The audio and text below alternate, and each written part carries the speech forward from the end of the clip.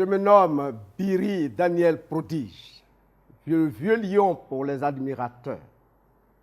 Je veux encore une fois de plus, comme d'habitude, convoquer la paix de Dieu sur Israël. Je convoque la paix de Dieu sur Jérusalem. Je convoque la paix de Dieu sur la Côte d'Ivoire. Je convoque la paix de Dieu sur l'Afrique et sur tous ceux qui m'écoutent et qui me regardent. Que le Dieu d'Israël vous bénisse. Au nom de Jésus. Amen. Jésus continue de nous parler. Je suis un chargé de mission, chargé de transmettre la parole du Maître au monde. Cette fois, c'est dans le livre d'Apocalypse, chapitre 5, verset 1. Puis je vis dans la main droite de celui qui était assis sur le trône un livre écrit en dedans et en dehors, scellé de 7 sceaux. Et je vis un ange puissant qui criait d'une voix forte, qui est digne d'ouvrir le livre et d'en rompre les sceaux. Et personne dans le ciel, ni sur la terre, ni sous la terre, ne put ouvrir le livre, ni le regarder. Et je pleurais beaucoup de ce que personne ne fut trouvé digne d'ouvrir le livre, ni de le regarder. Et l'un des vieillards me dit, ne pleure point. Voici le lion de la tribu de Juda, le rejeton de David, a vaincu pour ouvrir le livre et ses 7 sceaux. Et je vis au milieu du trône et des 4 êtres vivants, et au milieu des vieillards, un agneau qui était comme immolé. Il avait 7 cornes et 7 yeux, qui sont les yeux des esprits les 7 esprits de Dieu, envoyés par toute la terre. Il vint et il prit le livre de la main droite de celui qui est assis sur le trône. Quand il eut pris le livre, les 4 êtres vivants, les 24 vieillards, se prosternèrent devant l'agneau, tenant chacun une harpe et des coupes d'or remplies de parfums qui sont les prières des saints. Et ils chantaient un cantique nouveau. Gloire à Dieu. Jésus te parle. Un trône est dressé et 24 trônes sont dressés. Sur ce seul trône, un monsieur est assis. Nous dit la Bible dans la Révélation. Et ce monsieur tenait un livre scellé de 7 sceaux. Et on a cherché quelqu'un qui serait digne d'ouvrir, de prendre ce livre et de l'ouvrir. Personne sur la terre. Personne sous la terre. Personne dans les cieux. Personne ne pouvait plus rien faire, ne peut ouvrir ce livre. Et quelqu'un a été annoncé, le lion de la tribu de Juda, le rejeton de David, qui a vaincu pour prendre le livre et l'ouvrir. J'ai acclamé. Parce que Jean pleurait. Jean, c'est le symbole des apôtres de ce monde. Nous étions dans ses reins, étant apôtre Biri Daniel. J'étais dans les reins de Jean lorsqu'il pleurait. Je pleurais avec lui parce que personne n'était digne. Ça veut dire qu'on a donné notre vie inutilement à ce Dieu. On a suivi ce Jésus pendant des années inutilement parce qu'un problème se pose et il n'y a personne pour nous apporter la solution. Nous pleurions quand un vieillard, un sage, est venu dire « Jean, ne pleure point ». Et il a annoncé le lion de la tribu de Juda. Nous avons acclamé. Parce que nous connaissions en partie le lion de la tribu de Juda, le rejeton de David. Alléluia. Et nous savons qu'il est capable, parce qu'on nous dit même qu'il a vaincu pour ouvrir le livre. À notre grand étonnement, ce n'est pas le lion de la tribu de Juda qui vient, mais c'est un agneau comme immolé, égorgé, qui traînait, le sang coulait. Et celui qui est assis sur le trône regardait comme ça ébahi. Et l'agneau a pris le livre. Je tire quelques 3 leçons de ce passage. Premièrement, qui est assis sur ton trône que tu ne peux pas détrôner? C'est lui qu'il faut identifier. Parce que celui qui est assis là, au départ, en Apocalypse 4, quand tu lis, on dirait que c'est le Seigneur. Mais quand tu arrives en Apocalypse 5, ce n'est pas le Seigneur. Et celui qui est assis là, autour de lui, il y a les 24 vieillards qui ont des coupes remplies de parfums des saints. Donc lui, il n'exauce pas les prières. Il n'exauce pas les prières. Et les 24 vieillards sont là avec les coupes. Les prières des chrétiens. Ça y est là, on attend. Vous voyez ça? Donc, nous pouvons dire, c'est un membre de la famille, mais ce n'était pas son rôle.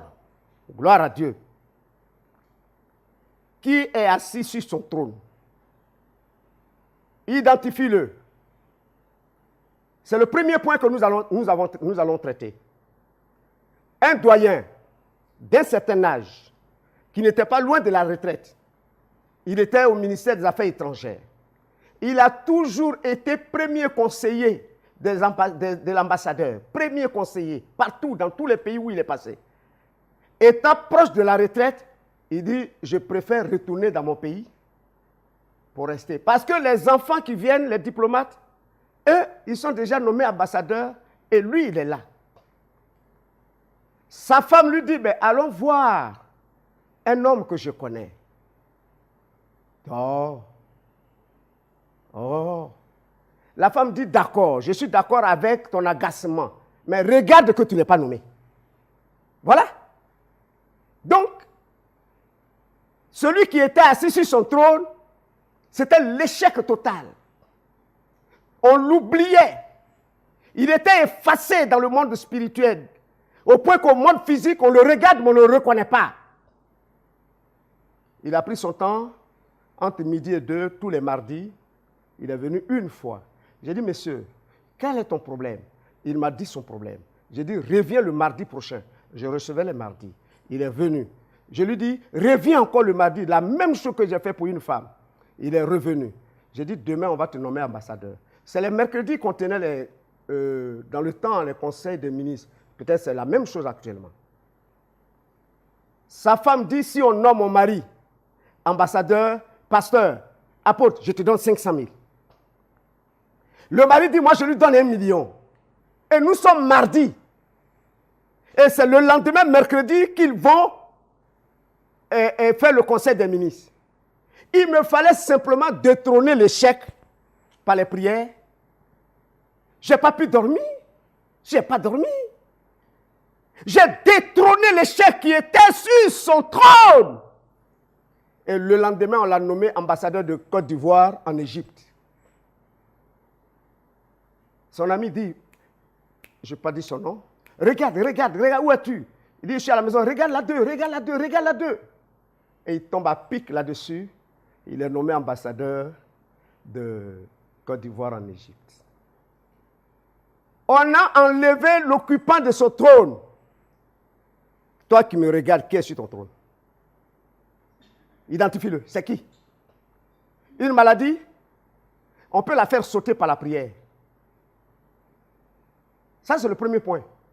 Il faut comprendre que rien n'est impossible à celui qui croit. Je laisse Dieu de côté, rien n'est impossible à Dieu. Dieu est supérieur. Mais à celui qui croit, bien-aimé, ma foi peut déplacer plus de 2000 montagnes à la seconde. Je ne compte pas sur ta foi. Si tu comptes sur ta foi, tu n'auras rien. Les hommes de foi ne sont pas beaucoup sur cette terre. Tu as un devant toi.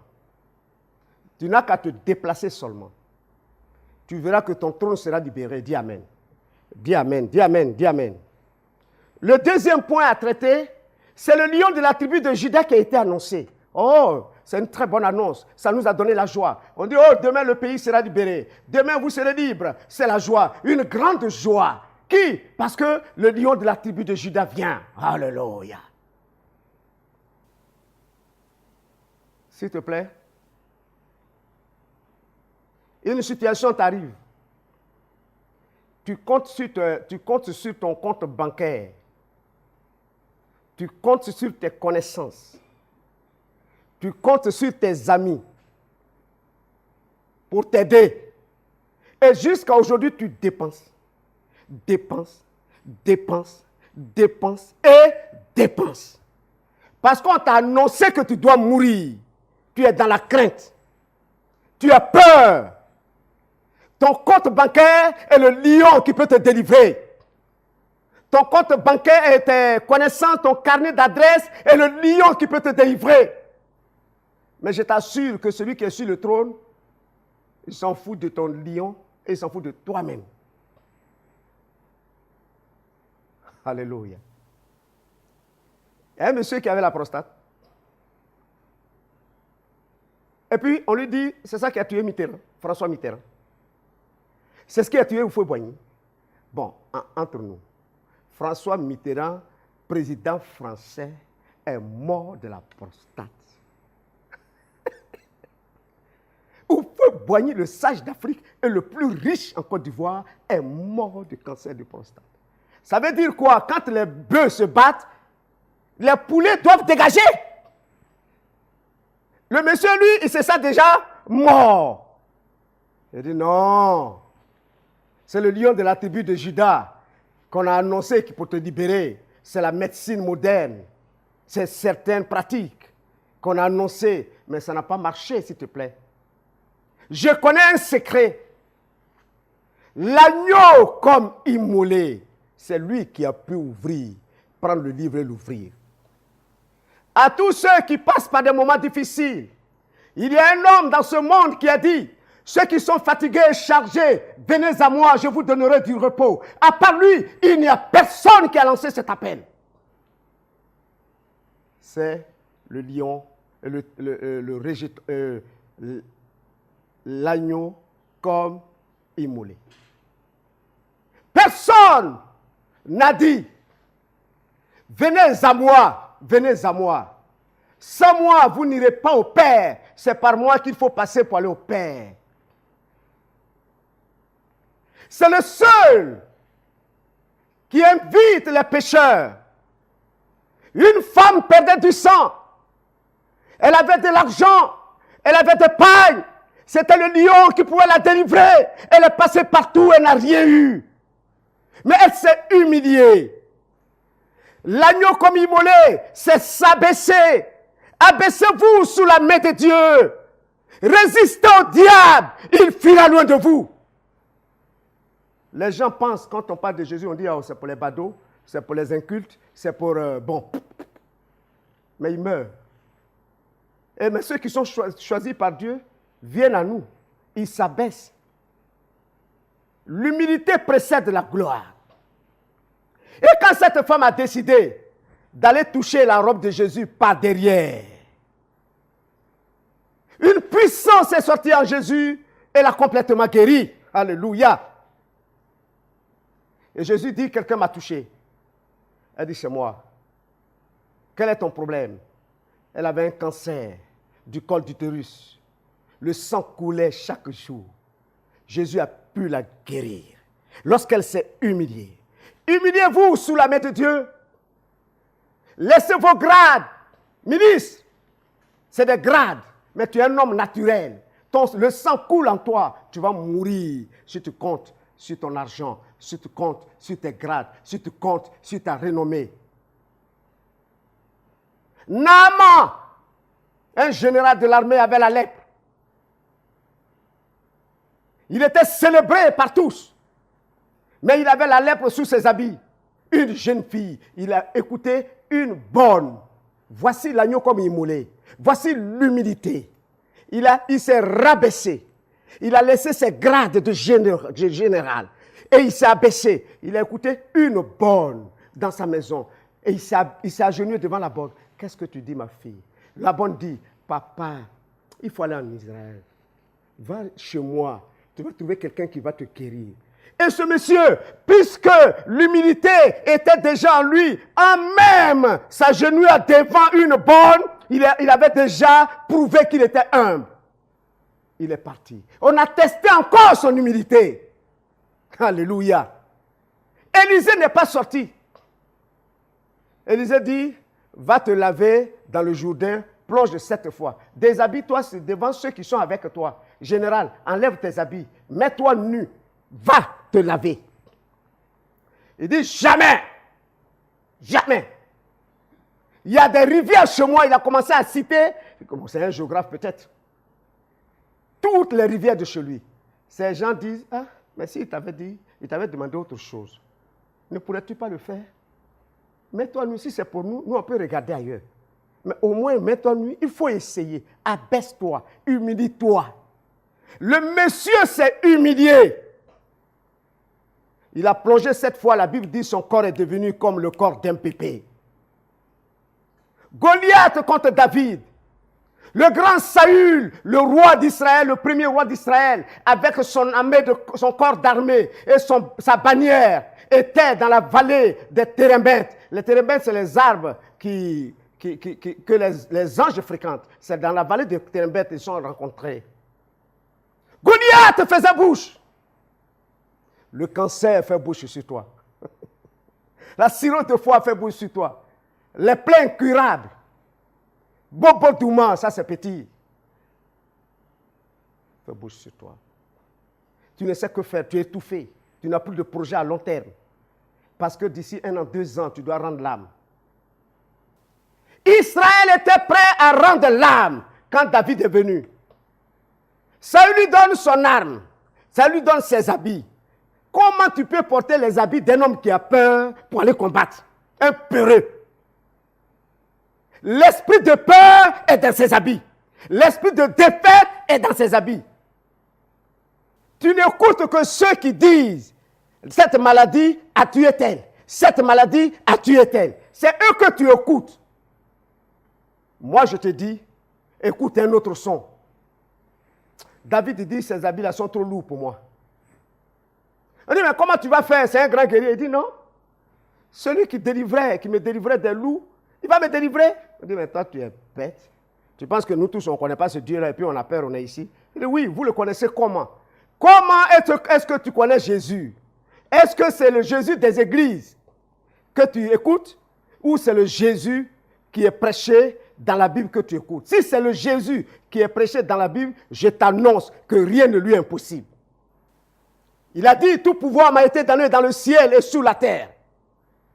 Et on dit, le nom de Jésus fait fléchir genoux, les puissants des cieux, les puissants de la terre et les puissances de sous la terre. C'est de ce Jésus que je te parle. David est parti, il a tué Goliath. C'est possible. Tu peux guérir. Tu peux te libérer. Frère, humilie-toi. Directeur de cabinet, humilie-toi. Viens, trouve-moi à Yopougon. Trouve-moi à Yopougon.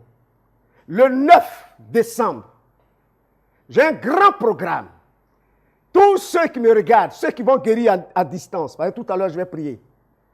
Je vais prier pour tous ceux qui ont des sondes. Quand je vais te dire de me regarder, si ton papa a la sonde, s'il n'est pas près de toi, toi tu me regardes. Tous ceux qui ont un début de cancer de prostate, je vais te dire de me regarder. En me regardant simplement, tu finis de me regarder, tu te lèves, la sonde est tombée. Et encore, je voulais vous annoncer des merveilles qui vont se passer. Le jour que je passe, que tu sois là ou pas, dis aux enfants de mettre la télévision en marche. Je pêche, va au travail. Une fois tu reviens, tu rentres dans la maison, l'onction va t'attendre. L'onction que Dieu a déposée sur le vieux lion, c'est une onction qui va au-delà des frontières. Alléluia. Alléluia. Je t'annonce que Jésus-Christ a payé le prix. Donne-toi seulement, abaisse-toi, humilie-toi. Celui qui résiste, il est orgueilleux. La destruction l'attend. Mais celui qui s'humilie, la gloire l'attend. Humilie-toi. Trouve-nous le 9 décembre à Yopougon. Appelle l'un de ses contacts. Tu auras d'amples renseignements. Je vais demander à ceux qui ont la prostate, un début ou en phase terminale, de se lever. Si c'est ton père, si c'est ton grand-père, lève-toi et regarde-moi. Je te donne 2 minutes. À tous ceux qui vont allumer leur poste et après avoir écouté ce message, tous ceux qui rentreront dans la maison seront saisis d'une onction forte et puissante. Appelez-nous seulement. Vous avez la solution. Alors lève-toi et regarde-moi. Ne détourne pas ton regard. Regarde-moi seulement. Je viens contre le cancer de la prostate. Regarde-moi. Dans le désert, les serpents brûlants, pour le péché du peuple, a été suscité par Dieu et a commencé à tuer les enfants d'Israël. Moïse a plaidé pour que les serpents brûlants quittent. Dieu dit, pas question. Ce que vos péchés ont créé doit demeurer, ça doit vous tuer. Mais toi, fais-toi un serpent d'airain. Jésus dit, lorsque le Fils de l'homme sera élevé, il attirera le foule vers lui. Jésus est élevé, il a donné son pouvoir à Biri, Daniel prodige. C'est moi qu'on regarde maintenant. Ce n'est ni le serpent d'airain dans le désert, ni Jésus qui a été élevé. Mais Jésus dit, celui qui croit à moi fera ce que j'ai fait. Et il en fera de plus grande parce que je vais au Père. Regarde-moi seulement pendant que je parle. Jésus dit encore, il est dit, Jean dit, tel il est, tel nous sommes dans ce monde. Tel Jésus est, je t'annonce, tel je suis dans ce monde. Pour celui qui pense qu'il est autre personne, ça c'est son problème. Regarde-moi seulement pendant que je parle. Merci.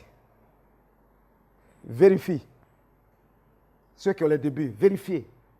Les signes vont disparaître et la guérison est installée. Prochainement, je vais énumérer les maladies et les faire disparaître de la Côte d'Ivoire. Nous allons prier le Seigneur. Dieu Tout-Puissant, nous voulons nous humilier sous ta main puissante. Nous voulons ce soir résister au diable. Oui, résister au diable. Pour qu'il fuit loin de nous.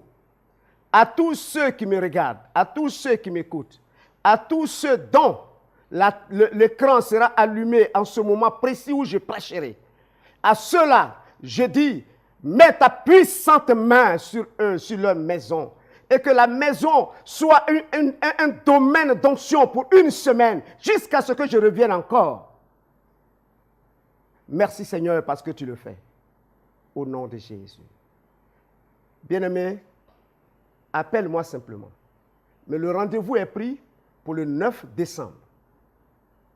Vous aurez des précisions. Appelle et tu auras des précisions. Que l'Éternel nous bénisse. Au nom de Jésus. Amen.